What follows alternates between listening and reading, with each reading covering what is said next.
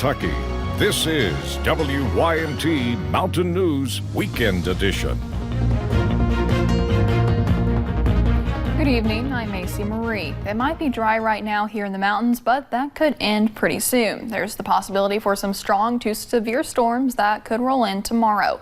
WYMT Chief Meteorologist Paige Noel is in the Weather Center, and she has more details on that. Paige, what are some issues people might see going into this work week? Well, Macy, we have at least just one more day to get through before we finally see just some drier conditions, but strong to severe storms possible tomorrow. Also seeing a few starting to roll in this evening as well. Let's go ahead and take a look at Pinpoint Doppler. We're seeing those showers and storms moving through parts of Lexington soon. We do have a severe thunderstorm warning for Wayne County, McCreary County, and Pulaski County, and we're going to go ahead and zoom in on that. That goes until about 7:15 this evening. I do think this could expire soon because we're actually starting to see those showers and storms. So further east they push, they're actually going to start to die down a little bit. We've been seeing that trend over the past couple of minutes. But the Storm Prediction Center does have the majority of us in a marginal risk. Remember, that's a 1 out of 5 on the severe weather scale.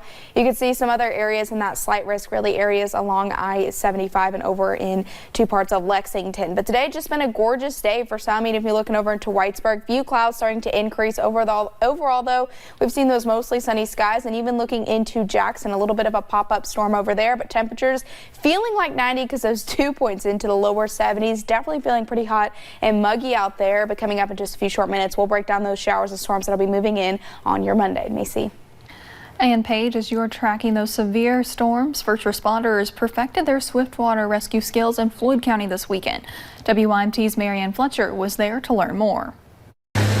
When severe weather hits, first responders jump into action. Well, in an active water rescue situation, it is a high-stress environment. A weekend swiftwater rescue training class, learning multiple skills. And any tool we can add to our toolbox, we add it. From survival swim to boat rescue. As first responders, we need to train to remain calm and use the best common sense to mitigate whatever task is in front of us. Which is why Nick Potter with the Pikeville Fire Department, along with other agencies, are taking time to learn important techniques. You know, when something goes wrong, people call us. I even tried water crossings, and take it from me, it's not as easy as these guys make it look. You know, even for June, we've had a lot of rain here in the recent weeks. Jennifer Little says one important aspect is urgency. Get them ready because flooding could happen, at any time. Staying up to date with the latest life-saving skills. Here in recent years, we've seen a lot of a rise in flooding and different things like that, so this helps to prepare them. While keeping Eastern Kentuckians safe from the elements. We're just in the business of saving lives. In Floyd County, Marianne Fletcher, WYMT Mountain News. There are 2 more classes this year, one next month and another one later on in September. Perry County Sheriff Joe Engel is praising a deputy that used Narcan to revive a man in the Vico community of Perry County. It happened off of George's Branch on Saturday. The deputy responded to a call about a man in the roadway yelling for help. The man eventually lost consciousness. Using Narcan, the deputy was able to revive the man. Deputies with the Clay County Sheriff's Department arrested a man Saturday after police say he threatened neighbors and admitted to injecting meth. Deputies arrested Jeffrey Pettyjohn after they got a complaint about him threatening to harm people. And when they arrived, deputies realized Pettyjohn was under the influence. He was taken to the Clay County Detention Center. Authorities say a Kentucky court security officer was arrested after a passenger on an ATV he was driving died in a crash. Kentucky State Trooper Stephen Dyke says in a news release 43-year-old Mario Chavez Canelo of Monterey was arrested in Owen County on Friday on charges of second-degree assault and operating a motor vehicle under the influence of drugs or alcohol. A white supremacist who plowed his car into counter-protesters opposing a white nationalist rally in Virginia 2 years ago, killing one person and injuring dozens, has asked a judge for mercy and a sentence shorter than life in prison. Lawyers for James Alex Fields Jr. said in a sentencing memo submitted in court documents Friday that the defendant should not spend his entire life in prison because of his age, a traumatic childhood, and a history of mental illness. The Mother of Good Counsel Catholic Church held a special Mass today. Today is the 18th anniversary of their first dedication ceremony. Though the building was dedicated back in 1939, the church first gathered in 1913. Members of the church celebrated the anniversary after Mass. It is a special church. When I visited 20 years ago, because my child was 5 and we wanted to find a church, I was immediately enamored with the church. It's a very comfortable place. It's a very peaceful place. Mother of Good Counsel was the first and is the only Catholic church in Hazard. Thousands of archers from all over the country gathered at the Laurel County Fairgrounds for the annual Matthews Archery Shooter Association's tournament over the weekend. But the sport does not come easily to everyone. WYMT's Laura McCourt talked to one archer who is defying the odds.